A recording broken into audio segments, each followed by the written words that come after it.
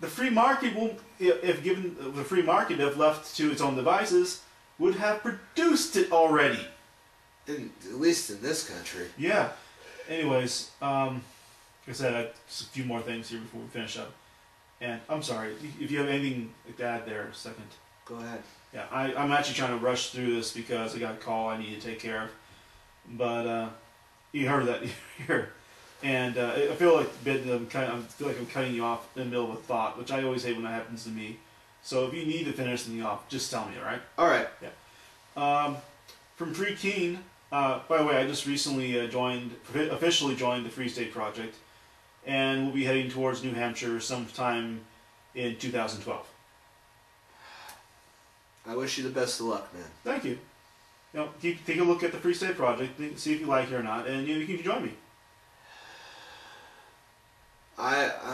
The thing I wanted to talk to you about in terms of the Free State Project is how am I going to be able to function in New Hampshire once you guys do your thing.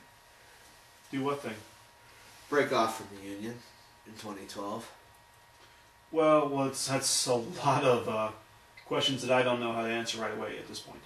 I will say this much though, is that if done properly, and starting anew, essentially, we can almost guarantee. I can almost guarantee you that the money will be better.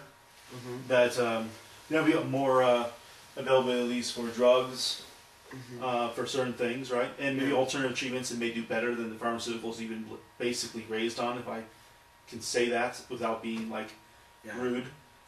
You're not being rude at all. I hate the medication I'm on. Right.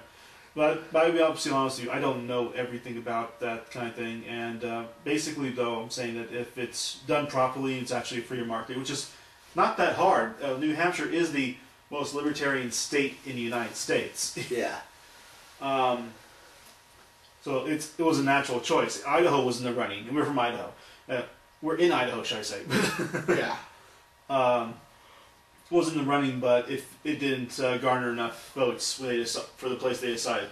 They had one centralized, essential point in this decentralized organization, and that was choosing the state to hold the Free State Project in.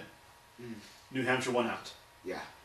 Other people in there were South Dakota, Idaho, I mentioned Wyoming, I think Montana was in there somewhere, Alaska. Yeah. It was New Hampshire.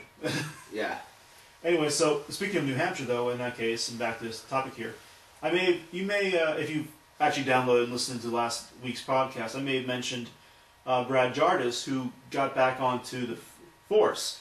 He's a 9-year New Hampshire, state or city or whatever, police officer, who is, as far as I knew at the time, was the only, and still do, was the only active duty law enforcement officer who was also an active member in LEAP, Law Enforcement Against Prohibition.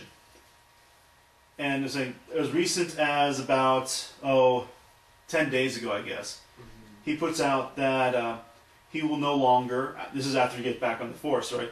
That he will no longer arrest medical cannabis users. And this is a big thing too, because I've heard him talk before, and I have this impression that he is against all prohibition, regardless, right? Yeah. At very least, he's going to leave people who actually are sick alone, right? Yeah.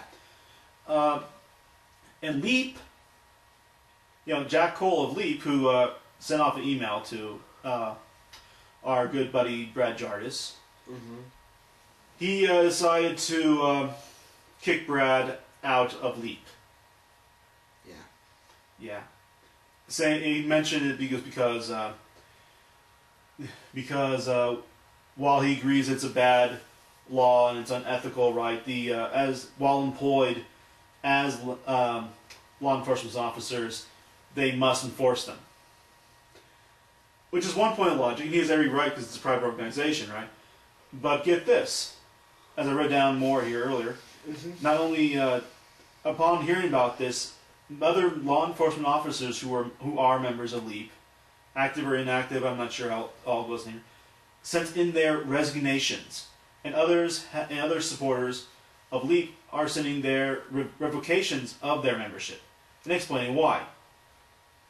So the reason why Brad Jarvis is against harming sick people using marijuana is because he believes the laws surrounding the war on drugs are unconstitutional. Which is something else. He actually wants to follow what he believes the Constitution actually says. Yeah. Finishing off little things here. The report coming in from the Raw story. Bush order allowing the murder of United States citizens abroad still in effect. Now, before we get into any commentary, I should mention that this article goes into saying that the people who are involved here are actually, if they're working with the terrorists, a foreign terrorist group. So. What about a domestic terrorist group? There's been plenty of legislation like HR 1959 that was pointing out that we need to fight the domestic terrorists in preparation for when the American people go nuts. Interesting. But I just mentioned foreign terrorist groups. So. Okay. Well, I'm just letting you know offhand that there is a bill called HR 1959 that bans basically the last amendment, part of the First Amendment anyway, that we have left. Okay.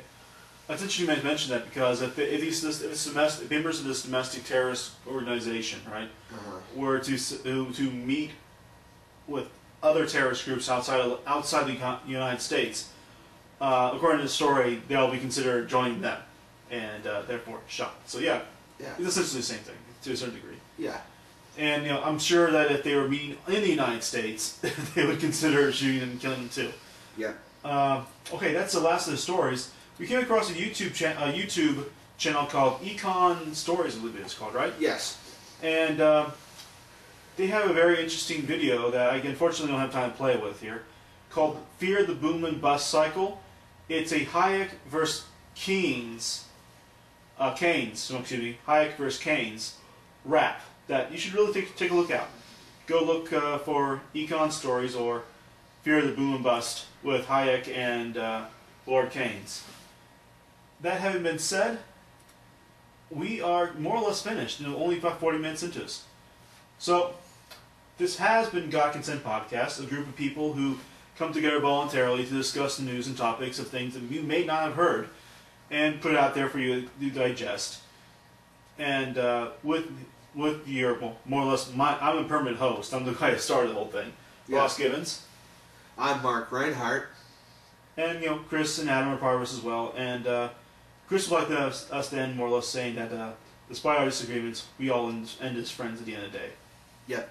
Yeah. Good night and good luck. All right. I'm sorry if I did